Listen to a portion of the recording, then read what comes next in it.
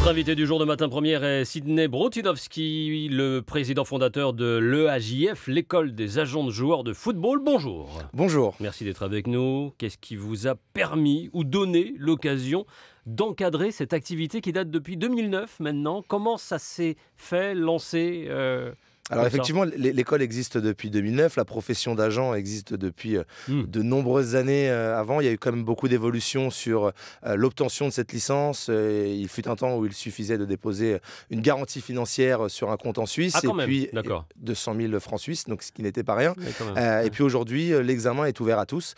Encore faut-il être préparé, d'où la création de l'école en 2009. Notre institution aujourd'hui accompagne plus de 300 étudiants à présenter l'examen. Alors je disais encadrer cette activité, est-ce que je devrais dire encadrer cette profession dorénavant? Exactement, cette profession. C'est un métier à part entière. C'est vrai que le métier d'agent a souvent été montré du doigt, parfois à juste titre.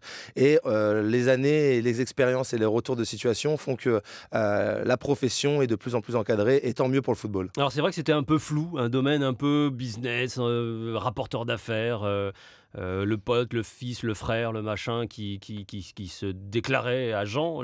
L'agent. Vous êtes du coup classé dans quelle catégorie? Alors, Professionnel? l'agent est une personne qui est nécessaire au football.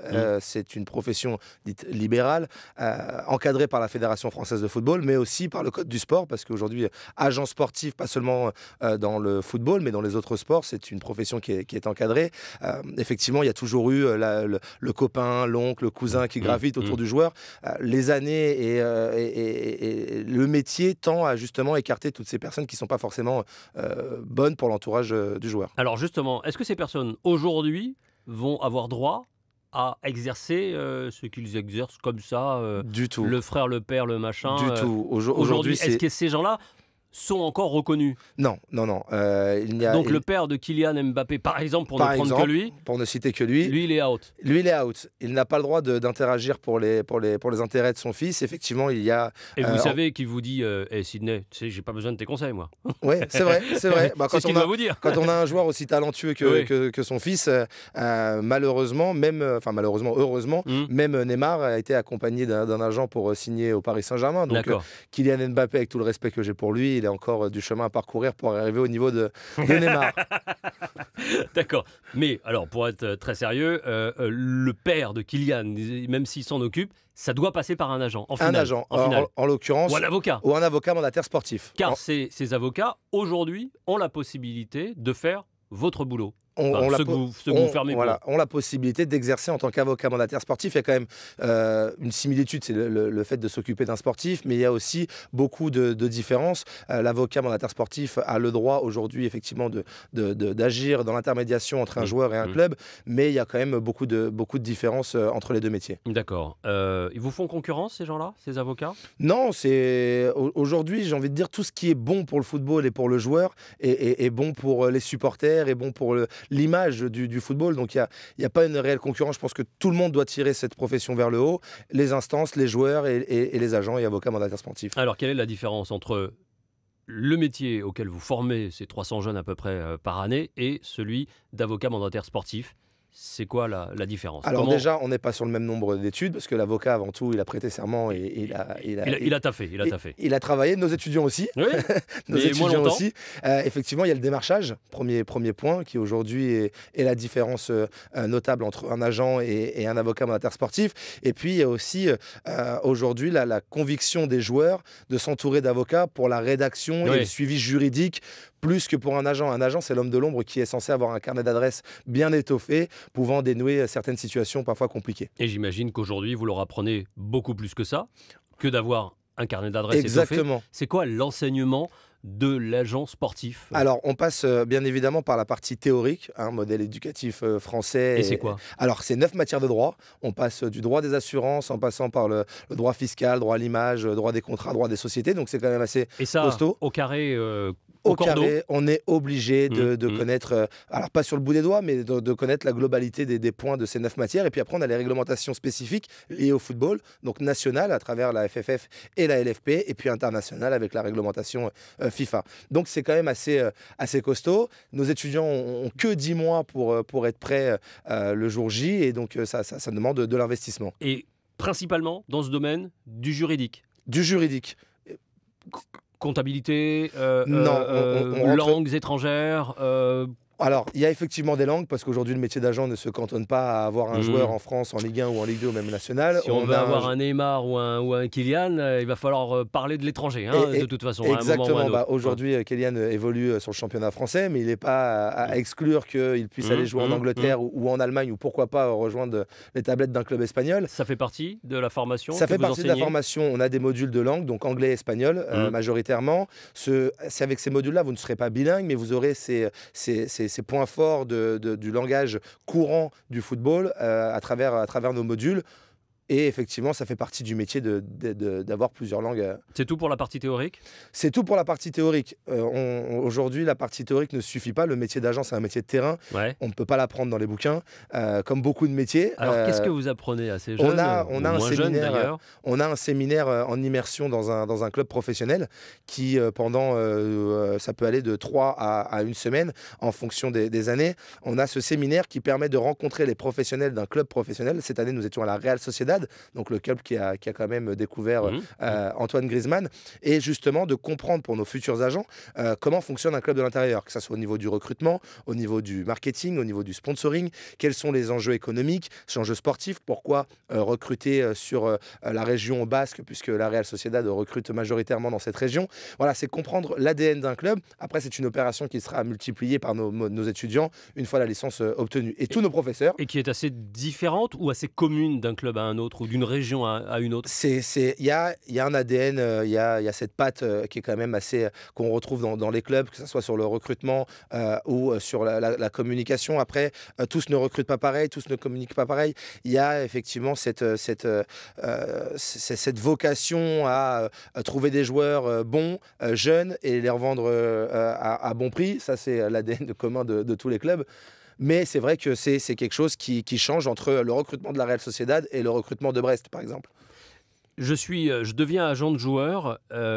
C'est quoi mon taf en soi, si on doit le décrire en quelques lignes? Alors, la priorité d'un bon agent de joueur, c'est de faire passer les intérêts du sportif avant ses propres intérêts. Je m'explique, si vous avez une offre pour un joueur dans un club de Turquie, fin de championnat, et qui a du mal à joindre les deux bouts financièrement, si vous envoyez un joueur pour effectuer des essais ou même signer là-bas, il y a très forte chance pour qu'il ne soit pas payé, ou du moins...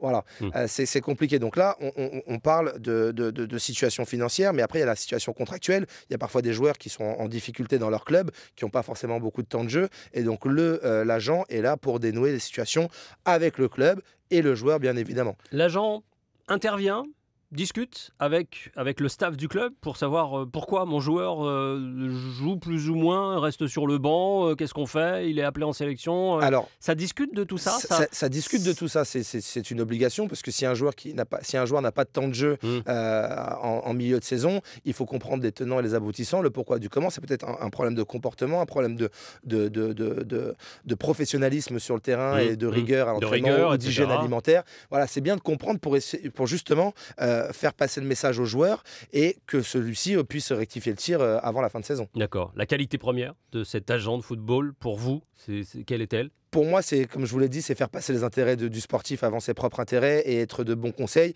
Un bon deal, c'est un deal où les trois parties sont contentes et ravies d'avoir signé le contrat. C'est le club, le joueur et l'agent. Il faut qu'aucune des parties ne se sente lésée. Est-ce qu'il ne suffit pas d'être un bon négociant, un bon commercial? Est-ce qu'un bon commercial peut être... Ça fait partie des qualités intrinsèques de l'agent, effectivement. Aujourd'hui, vendre un produit, c'est vendre un produit, vendre un joueur. Prendre un produit, c'est toujours péjoratif pour les joueurs de foot. Mais vendre des hommes et des femmes, quelle que soit leur discipline, c'est toujours assez péjoratif de toute façon. Exactement, je vous l'accorde. C'est vrai qu'aujourd'hui, les joueurs de foot sont assimilés à des produits financiers, puisqu'il y a une plus-value qui est effectuée sur leur revente et sur leur temps de formation.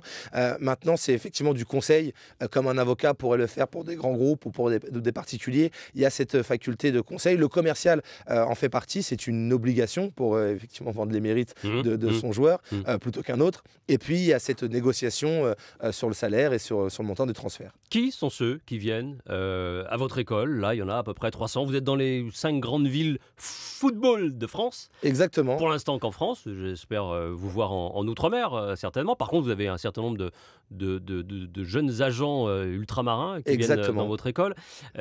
Qui sont-ils? C'est qui le profil? On n'a pas de profil bien défini, contrairement à une école de commerce classique où on suit un cursus post-bac. Aujourd'hui, nos étudiants viennent de tous horizons différents, que ce soit le chef d'entreprise qui décide, qui a monté une belle entreprise et qui décide de faire ce qu'il a toujours rêvé de faire, du joueur en reconversion professionnelle, du fils de l'entraîneur, du fils du président, du frère de joueur. Qui veulent apprendre et surtout avoir le diplôme.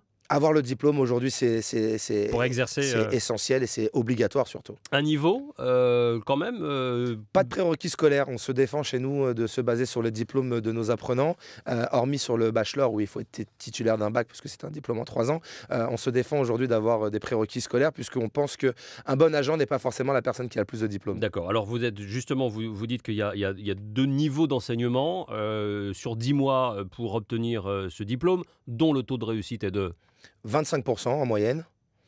Oh, c'est pas énorme. C'est pas énorme parce que beaucoup de personnes se présentent. Il y a beaucoup de déçus, il y a beaucoup de déchets. Alors, il y a beaucoup de. On va pas appeler ça des déchets, mais il y a effectivement beaucoup de personnes qui échouent. Qui ne réussissent pas. Qui ne réussissent pas, non pas parce qu'elles n'ont pas les capacités, c'est juste qu'elles ne se sont pas donné les moyens de réussir.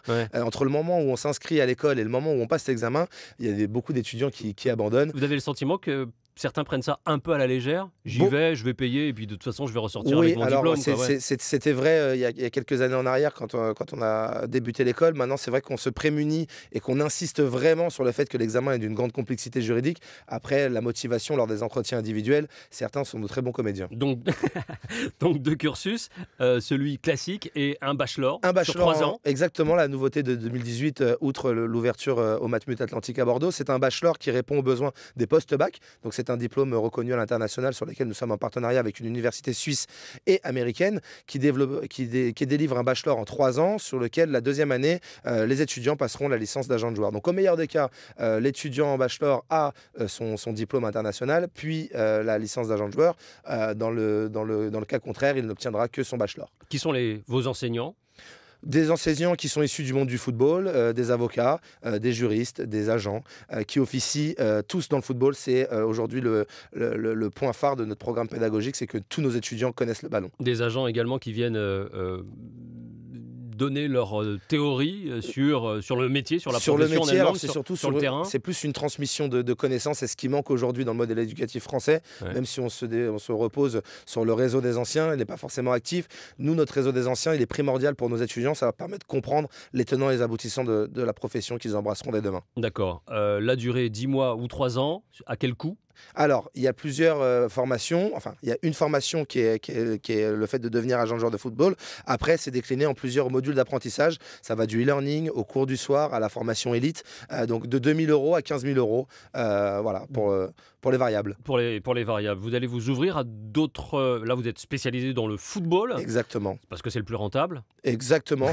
C'est parce qu'aujourd'hui, j'ai aucun problème avec ça. Mais c'est vrai qu'aujourd'hui, aller sur le marché du tennis ou du golf, il y a très peu de personnes qui souhaitent devenir agent dans ces sports-là. Donc la réalité économique nous rattrape et bien évidemment, on est passionné de football, donc se lever le matin en parlant de choses qu'on aime, il n'y a rien de mieux. C'est quand même plus facile. Être agent de football ne peut pas être un agent de tennis. Alors, il peut cumuler la double licence, puisque la première partie d'examen est un tronc commun, donc qui est commune à toutes les autres disciplines. Et puis ensuite de ça, il devra passer la spécificité du sport en question. On a des étudiants qui ont la licence basket et football. D'accord. Hommes, femmes, pour être agent de ces joueurs ou joueuses, c'est pareil. C'est pareil, il n'y a pas de différence. Et la demande est également la même aujourd'hui dans vos agents à ma grande surprise et pour mon plaisir, on a de plus en plus de femmes qui s'inscrivent. Malheureusement, ça fait pas, on n'a pas une égalité parfaite entre les hommes et les femmes au sein de notre institution, en tout cas sur nos étudiants et étudiantes, mais c'est vrai que ça séduit de plus en plus de femmes. Aujourd'hui, alors vous avez un taux assez, voilà, c'est 25% de réussite sur une saison. C'est que c'est vigilant, vous êtes vigilant. Est-ce que vous arrivez à placer rapidement, enfin vous arrivez à placer, est-ce que vos agences arrivent à se placer, arrivent à travailler auprès de... Oui, aujourd'hui, si vous voulez, sur le taux de 25%, l'année dernière, il y a eu environ 31 agents licenciés, donc au niveau national. 17 sortaient d'école, je ne compte pas les anciens qui repassent l'examen une deuxième fois.